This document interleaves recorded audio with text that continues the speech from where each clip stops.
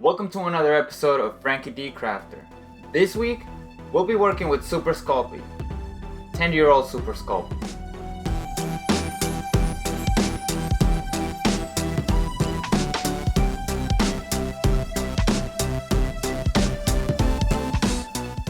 I'll be making this crazy spider inspired by the Warhammer spiders that the goblins ride, Arachnaroks. Now, tell me that name's not cool. As I wrote the script for the video, I kept changing what I wanted the video to be about. Sure, I wanted it to be about Super Sculpey, but what about it in particular? Or do I make the video about the build? Well, maybe I should just talk about what I learned while working with it. I'm not an expert on the material whatsoever, so please keep that in mind as you watch the video. Don't forget to subscribe to the channel if you want to see more madness. Click on the bell icon to get notified every time a new video drops. And I think it's time to get this video going. Aside from the Super Sculpey, you're also gonna need wire, aluminum, and a few sculpting tools, along with a pasta maker. This just makes it easier to work with the clay, and it gives you even layers to work with as well. One of the reasons why I would use this clay versus the air dry clay has to do with the detail you're able to put into this material. Super Sculpey just takes detail so much better than air dry clay. As I work on the spider, I use my heat gun to harden the clay just enough to keep working on it without having to take small breaks in between. This is not by any means a proper way to cure the clay. We still need to bake it at some point. The trick to sculpting, in my opinion, is being able to break down things into segments and then breaking those segments down into layers. I'll show you what I mean. The legs of the spider is gonna be a perfect example of how I'm gonna show you this. This here is basically liquid Sculpey. It helps you glue parts together. It still needs to be hardened to work, so heat is necessary. I start with the basic shape of the legs using wire for my base and then hardening them. I take the opportunity to add texture to the areas that will be exposed in between the armaments or segments of the legs. The legs and in general the spider is a great project to start with if you want to get your sculpting skills up, but maybe not the best project if you're just starting out. I always say that the best way to improve is through repetition. Making a spider forces you to essentially make the same thing 8 times and improve along the way. When I made the first leg, I take note of what I like and what needs improvement.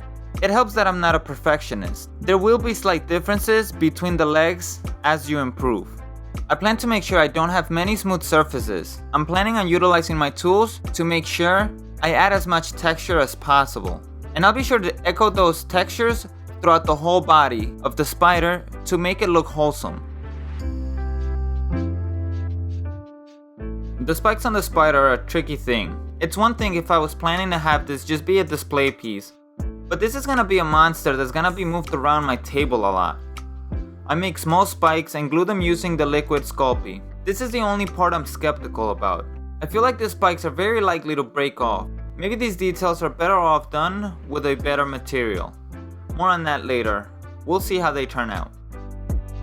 For most of the time, I keep a reference of the spiders from Warhammer just to make sure I don't miss any details. The more details I put into this, the better it's gonna look at the end. And the easier it's gonna be for me to paint it. I don't play Warhammer, but I do love their lore and I love their design. I think my style resonates more with the Warhammer style of monsters than the D&D styles of monsters. I don't do it in my channel that much, but I love making monsters. Maybe it's something I'll actually get into more. You guys let me know. It is at this point that I start to apply everything I've learned on the legs to the rest of the body. I use the wire and aluminum as my base and cover it with clay.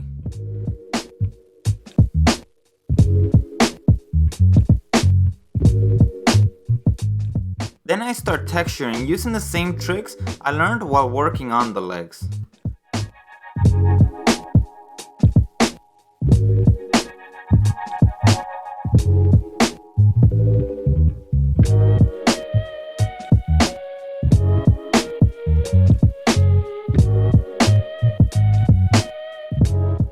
I take advantage of the texture the aluminum creates. I figure it would look like the skin on this is rough and scarred. Needless to say, I was extremely happy with the texture. It shows that even the smallest amount of texture and the easiest of tricks can go a very long way when it comes to details.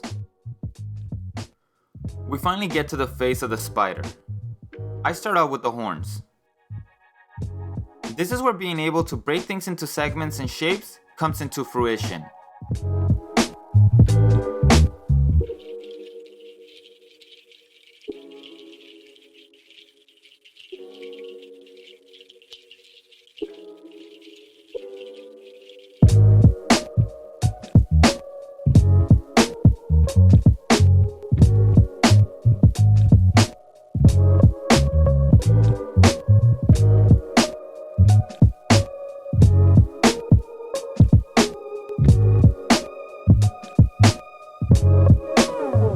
I also mark off where I can put the eyes and the skull-like nose.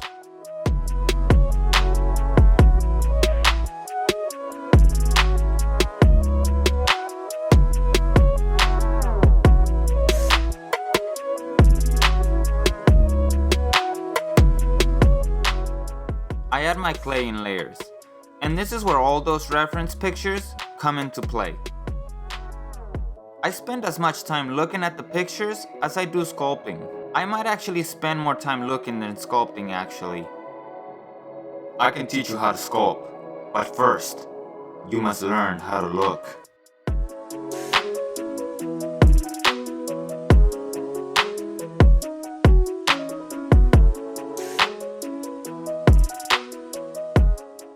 I can see how sculpting can be very intimidating, but you don't have to start with something as complicated as I did.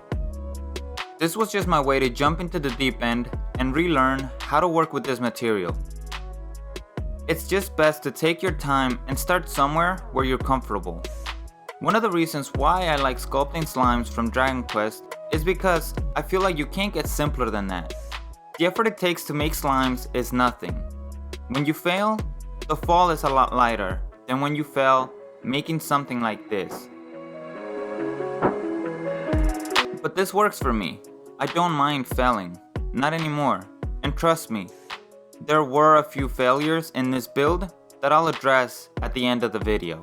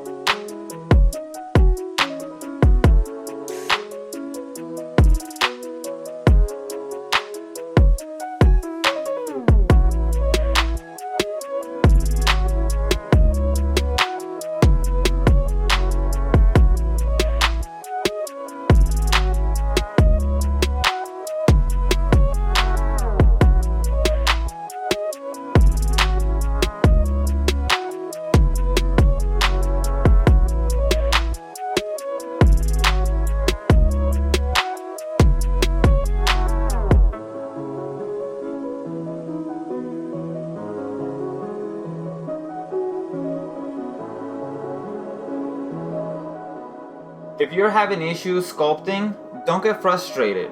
If you want to learn more about it, I can make more videos about this. Simple videos. Videos on where to start. If that's something you might be interested in, let me know in the comment section below, please. And I'll make videos. But, like I said, I'm not an expert. This is where things get a bit complicating for myself. I'm adding more clay around the areas where the legs meet the body.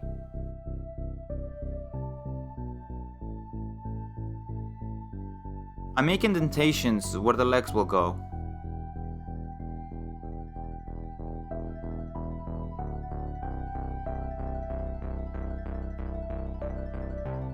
It is at this point that I keep the legs organized corresponding to where I'll be gluing them. I didn't know a better way to do this, and that's what I went with. like I said, I'm not an expert. I'm winging most of this. And before I move on, I add a lot of detail to those areas along with the butt side of the spider. The butt side.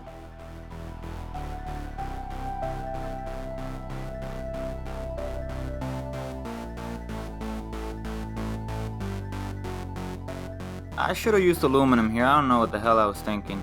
Sometimes you kinda just have a brain fart.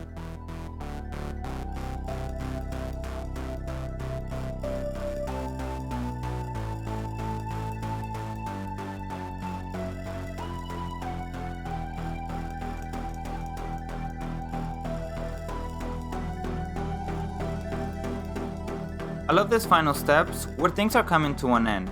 Things just seem to start coming together on their own. I knew I wanted to make this spider look like a walking bionic tank.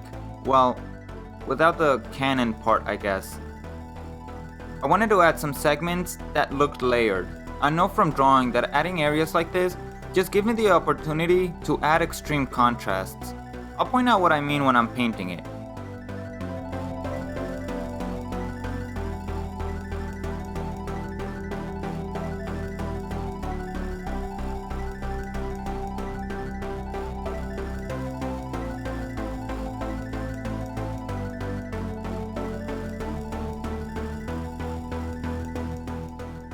The plan is to properly bake the pieces separate and then glue them together. I get to painting the spider. I don't plan to go too much into painting on this video, but I can link you to some channels in the description below. I'll do you one better. I'll link you to smaller channels that deserve a little bit more love. Channels like Nate's Miniatures, Devs and Dice, and a few more. I didn't respond to many accolades, but I hope a shout out makes up for it. These guys are some of the channels I go to when I want to improve my painting skills. They will give you better pointers than me. I paint well, but have no idea how I do it. It's a crap ton of just throwing everything at my minis and hope it comes out well. These guys actually walk you through their process. A lot better than I would be able to, so please check them out. Plus, I feel like you can enjoy my style of painting, but may rather paint your own in a more universally accepted style. Don't worry, I understand this cartoony style isn't for everyone. And I take pride when people call it cartoony, so stop apologizing when you call it cartoony. And no, I'm not downplaying my style either. This is just what I love, and you're welcome to love your own style. And the world is a happier place for it. Enough of that, let's get back to this quote-unquote tutorial. So I wanted to talk about contrast. In this instance, I'm using purple to act as my shadow and yellow as my ultimate highlight. Two opposite colors, the closest thing to black and white in the color wheel. When I layer things like I did, the layers themselves with the combination of the exaggerated transitions between the colors make a beautiful contrast. Usually you only see this type of contrast in cartoons, and I think that's one of the reasons why some of my stuff looks cartoony. Because this is my drawing style, and I'm just translating it into painting.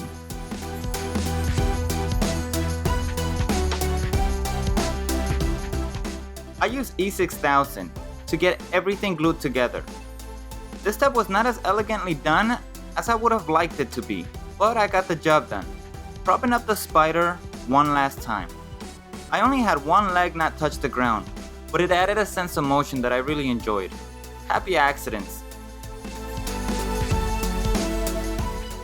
The glue had dried, but I was being a little bit paranoid and I decided to reinforce the legs. I still have some green stuff I can use at this point. I trust green stuff because when it hardens as hard as a rock.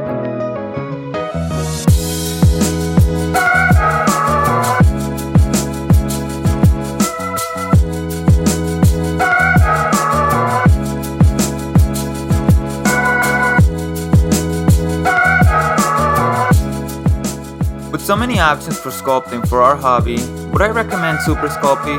As of now, I'm still on the fence.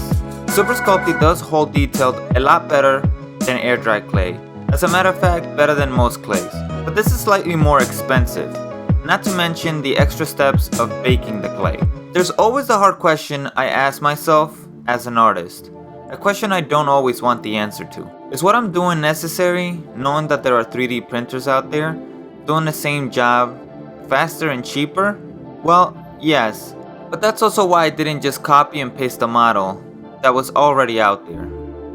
This is a personal piece. I made this sculpture for me and then made the video for you. I figure someone out there is curious to learn something new and maybe give it a chance. Maybe someone in the hobby just wants to see a different version of something they love. Whatever the reason is, the option is there now. And now for my mistake here. I don't think I properly baked the clay. This results in the clay being more fragile. I'll be running a test for baking time and how that affects the strength of the clay on a follow-up video. Sadly, I already painted this monstrosity, so I won't be rebaking it. This Arachnarok is ready for the table, and trust me, I won't be delicate with it. Follow me on Instagram if you want updates on videos and builds like this. I'll most likely be posting pictures of games and table setups on my Patreon page, so don't forget to check that out as well. And if you're looking for more tips on sculpting, check out Trent on his channel Miscast, where he explores the subject in a more elegant manner than mine. I like making sick monsters out of crap. What can I say? Like always, let's thank the homies over at Patreon. If it wasn't for them, I would not have kept the channel going for as long as I did. I'm still going because of them and all the support that they give me, all the feedback. The Discord option on the Patreon is by far probably my favorite thing that has come from the channel. And huge shout outs to everybody there. Thank you so much again. I'll catch you on the next one. Peace. Alright, I know there wasn't a lot of coop on this episode, but I promise you I got videos on the works. You'll be back. You'll be back.